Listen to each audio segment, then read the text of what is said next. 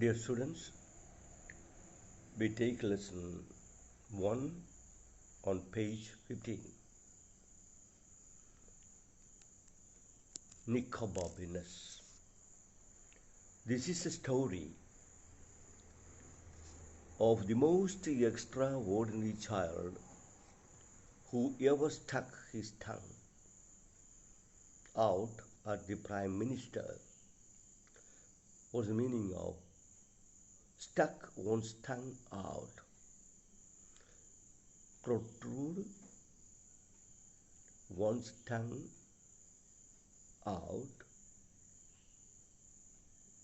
that is doing like this, as a sign of contempt.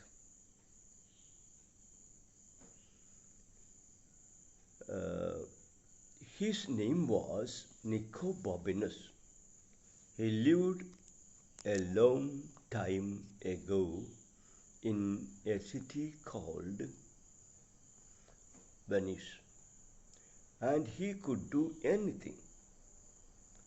Of course, not everybody knew he could do anything.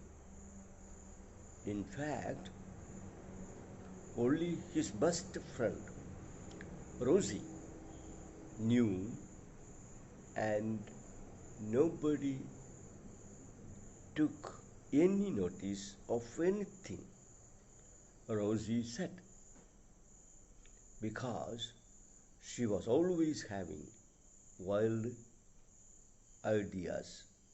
Anyway, one day, for example, Rosie said to Nicobobinus, "Let's pull up every single weed on your doorsteps. Weed wild plants, unwanted plants. Weed pull out every single weed on your doorstep." "That's not," said Nicobobinus, which is what Rosie thought he would say. "In that case," replied Rosie, "let's discover the land of dragons." A mythical, what is meant by dragon? Mythical monster. Mythical means, say, in Christianity, you see, there is Satans. If I say we'll go and see Satan, means there is no, it is only in imagination. It is not real. So, the same way, mythical monster means imaginary monster. Okay. "Don't be daft." Daft means silly. "Don't be daft," said Nicobobinus. "How can we do that?" "Because you can't do anything," said Rosie. So, the next morning, just as it was getting light, Rosie threw little pebbles up at Nicobobinus' stairs. That is in window. Nicobobinus was still half asleep when he looked out. "What's the matter, Rosie?" he asked. "Shh, make less noise." That is the meaning, whispered Rosie. "I've got buns and the lemonade." Buns, you know, lemonade, lemon water. "For what?" asked Nicobobinus. "Supplies for the rod," whispered Rosie. "Where are we going?" asked Nicobobinus. "We're going to find the land of dragons," whispered Rosie. Don't you remember?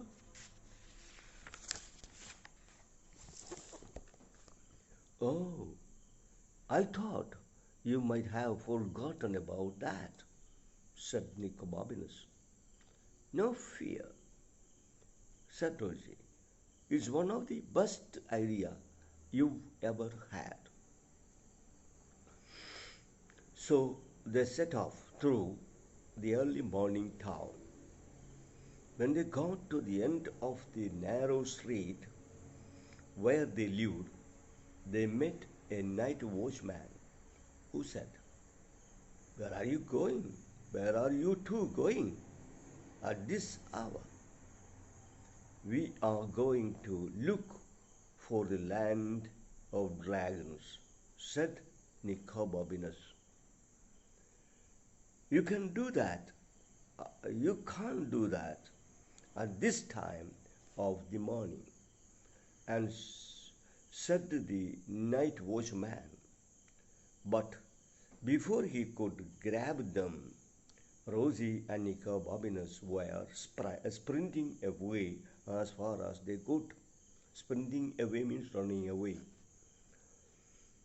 And they didn't stop running until they had crossed 3 bridges and tripped over a dog that was lying asleep under the garden wall. A dog was sleeping under the garden wall. They tripped over a dog. Rosie's bottle of lemonade smashed against the wall. There was a wall by the side of the road. When she fell down, the two lemonade bottle of lemonade smashed against the wall, and dog leapt to the feet.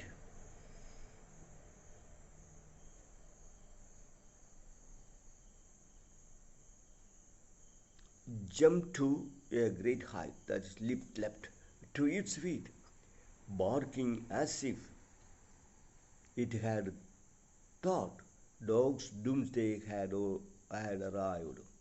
What is meant by doomsday? There is a section of Christians who believe that there is a doomsday, a destruction of everything, the world. A day will be there. In the same way, the dog thought that the dog's doomsday had come. For a moment, they were sure it was going to bite them, but then it noticed the 2 buns that were rolled into the gutter, and it wolfed them down and barked, "Thank you," and ran off to tell his friends. What happened to the dog? Instead of biting them, he noticed 2 buns rolling into the gutter. So he ran after it and ate them. That is, wolf eat eagerly. Wolf them down. Then it barked. What was the meaning of bark? Thank you. And he left to the place and ran to tell his friends what he got. We are not going to get far down. We are not going to get far without supplies, said gloomily. Rosie said gloomily. Deeply shut down. I wonder if I could pick a few of those, said Nicobobinus, gazing up at an apple tree on the other side of the garden wall. So he saw apples hung in a tree inside the wall. He wanted to get it. Of course you can, said Rosie. Stand on my shoulder. Look at how he stands on shoulder. So Nicobobina stood on Rosie's shoulders and they climbed onto the wall. But the tree was further away than he thought, and as he reached out, he lost his balance and fell with a crash down into the most magnificent garden he had ever been.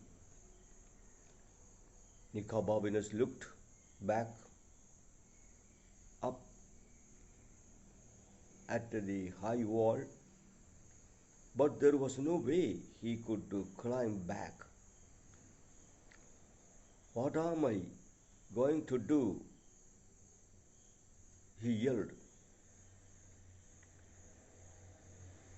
You'll think of something, Rosie yelled back, crossing her fingers very hard.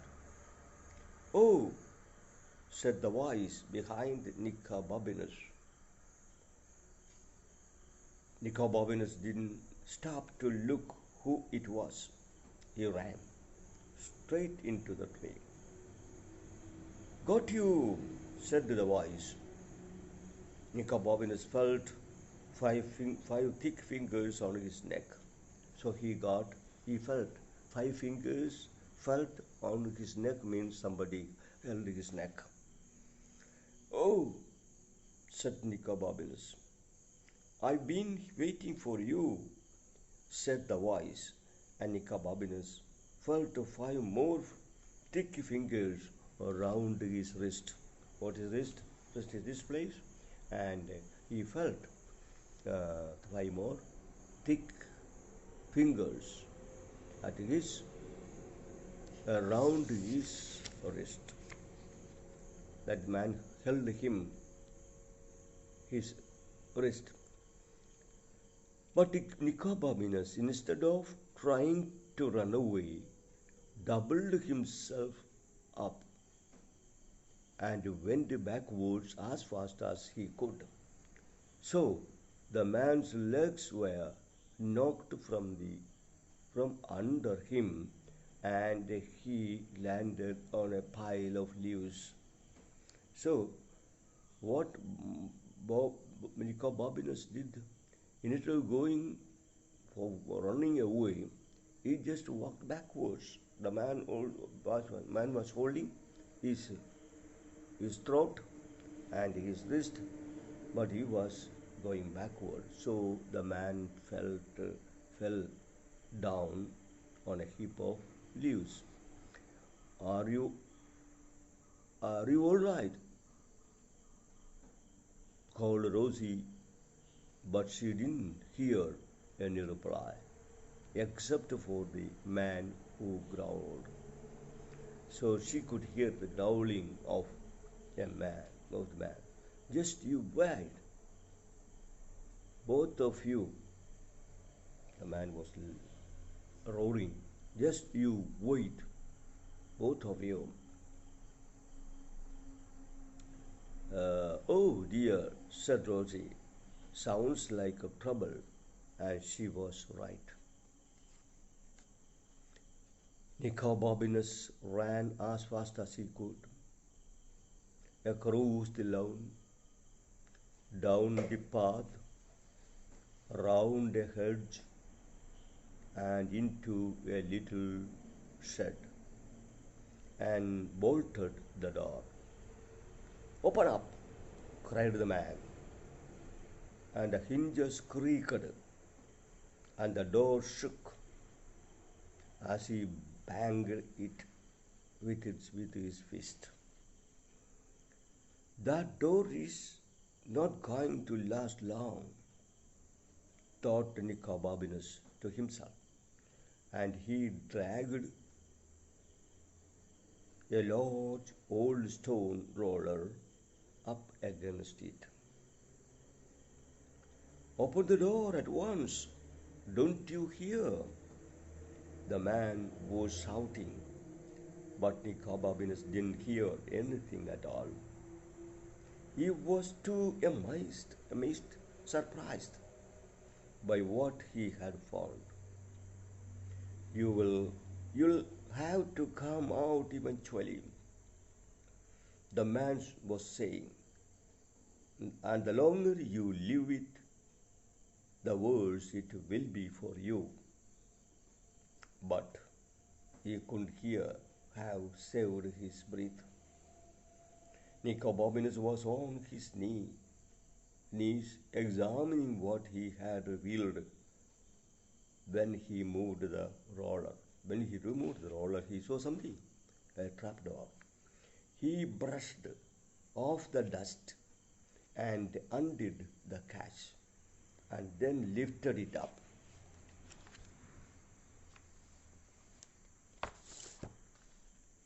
All right, I'm going to break this door down, said the man. Then,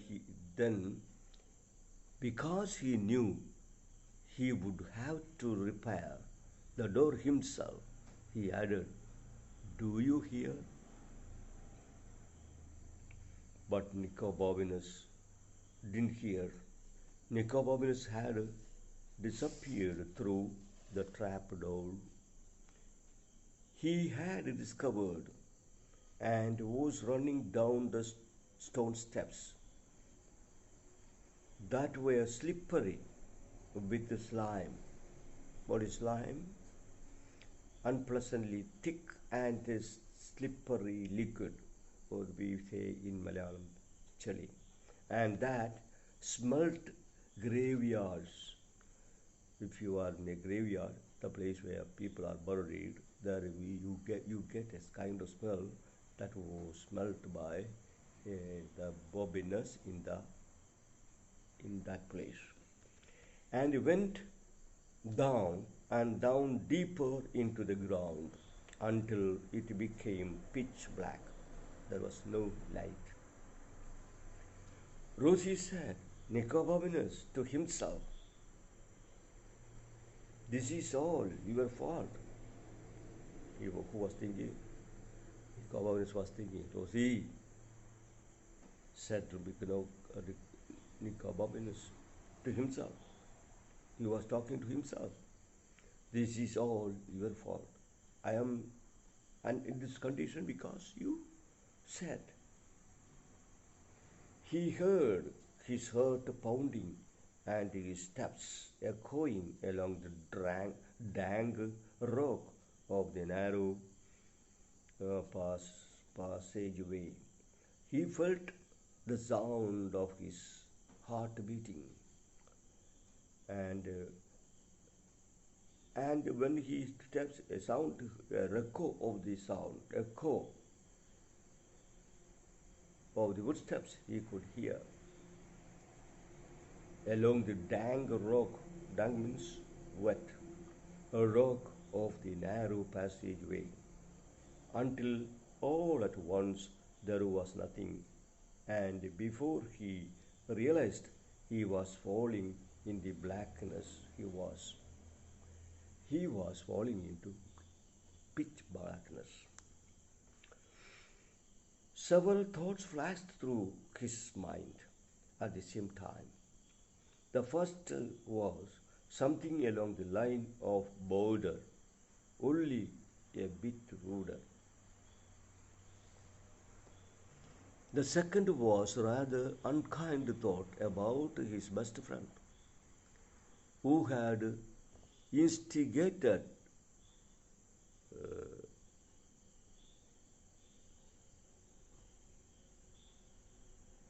the whole expedition journey taken with a particular purpose. Expedition, and it involved her dangling over a snake pit while numerous fierce dragons flew at her, chanting, How could you do it to him? Poor Nicobobinus. He was thinking. What was he thinking? Who instigated the journey? It was Rosie. It involved her dangling over snake bit. Dangling, he was hanging or dangling, waving like this, and dangling over a snake pit, while numerous fierce dragons flew at her chanting. She may be chanting at the time, and numerous. She is imagining that all the dragons may be flying under by the spell of her chanting. The third thought was, suppose it's a well, a deep, unused well with slimy, slippery sides that you would never climb, and is icy water at the bottom. He was thinking about the well. Suppose he might fall down in the well. At this point, he discovered it was not a well. He made this discovery very suddenly and very painfully. Off, said Nicobobinus. He lay there in the pitch dark blackness, with not a single breath left in his body. He was exhausted. For what seemed like the whole winter, but was probably only a few seconds, and that was only a few seconds. He came to himself, in fact, just as a stone hit him on the head.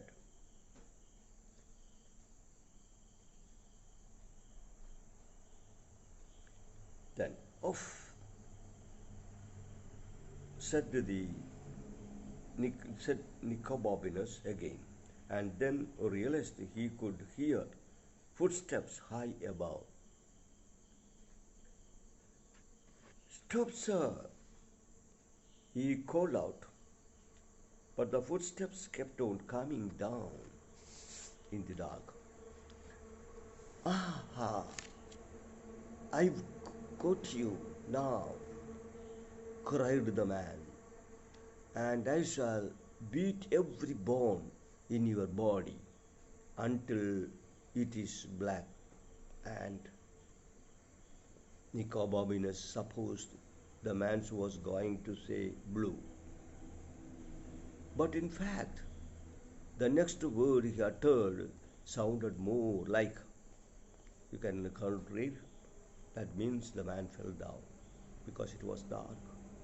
All. And it was not a word with which Nicobobinus was at all familiar, but he understood its meaning perfectly and moved smartly out of the way. So he thought the man was falling down and rolling down. So he moved from the way. Crash! Are you all right? He added. There was silence. Nicobobinus felt his way back in the path, pitch dark, until his hand touched the man's leather jerk. The man was lying still as death, but he was breathing, so he was not dead. I must get help, said Nicobobinus to himself, and he began groping around in the blackness to find another way out. When he found it, however, his heart sank, became sad. The only exit appeared to be a narrow gap down by the floor. no more than a foot high. I can't swim through that in the pitch dark. Swim, wriggle through. He wriggle through means, where you have a slipper, suppose. How do you put the slipper? You put feet, uh, your feet is wriggled through the slipper. So squeeze and through that with in the pitch dark. He said to himself, but at that very moment he heard Rosie's cheerful voice saying, "You can do it." Nicobovinus span round there to, to his immense surprise was nothing. So he could hear only from his heart, from his mind, "No, Rosie, no anybody. But I don't know if it leads anywhere," he said to with the voice in his head.